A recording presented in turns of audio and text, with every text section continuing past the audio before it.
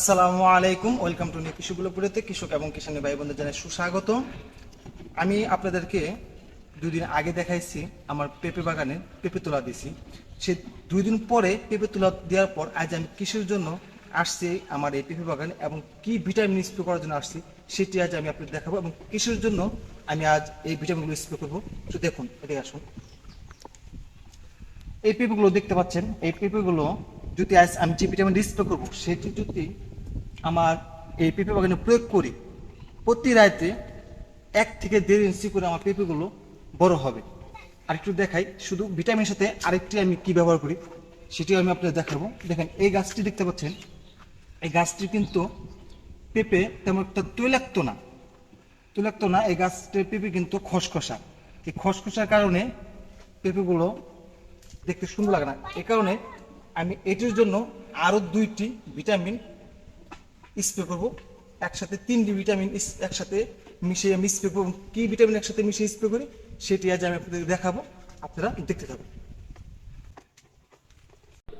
এখন আমি first 3 mug পানি নিয়ে নিচ্ছি, কারণ 3 গ্রাম পানি স্প্রে করবো আমি।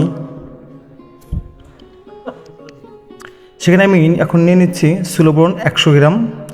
আপনাদেরকে আমি যে দেখাইলাম পেঁপেগুলো অ্যামাটামা তেমন একটা সুন্দর না, সেটির জন্যই সুলোবোরন স্প্রে করা। তার পরবর্তীতে দিয়ে নিলাম আমি 17 গ্রামের জিঙ্গল।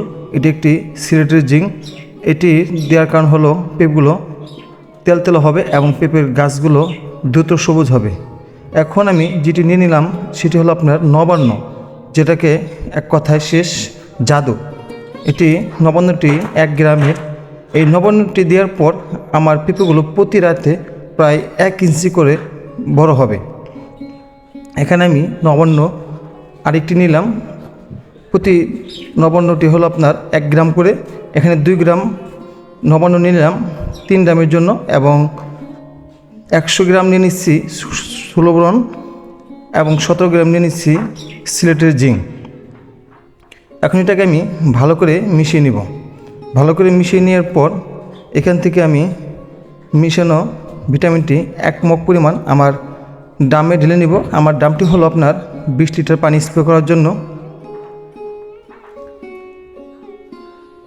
যাদের পেঁপে বড় হয় না এবং তৈলাক্ত হয় না, তারা আমার ইচ্ছে চাইলে আমার মতন আপনারাও এগুলো স্প্রে করতে পারেন।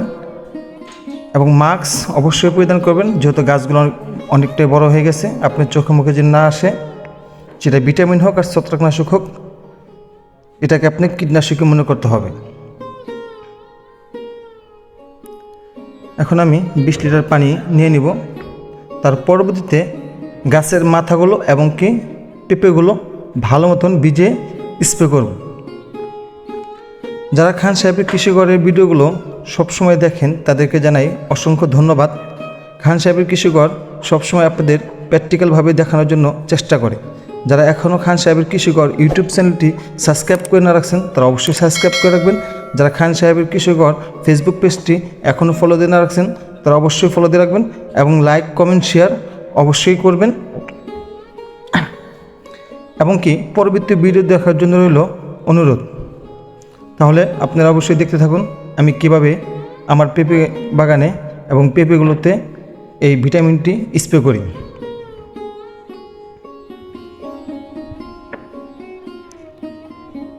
আমার পেঁপে গাছগুলো ঝড়ের কবলে পড়ে অনেক গাছগুলোই নষ্ট হয়ে গেছে বা পড়ে গেছে। তারপর আল্লাহ পাক যেগুলো পেঁপে দিছে, আল্লাহর কাছে শুকরিয়া আদায় করি।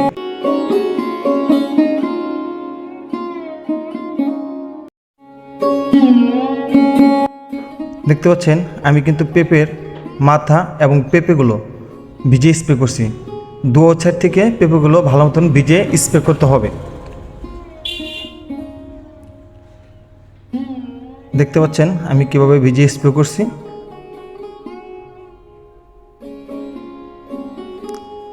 যারা এতটা সময় নিয়ে ধৈর্য নিয়ে আমাদের ভিডিওগুলো দেখছেন তাদেরকে জানাই অসংখ্য ধন্যবাদ এবং পরবর্তী ভিডিও দেখার জন্য রইল আমন্ত্রণ।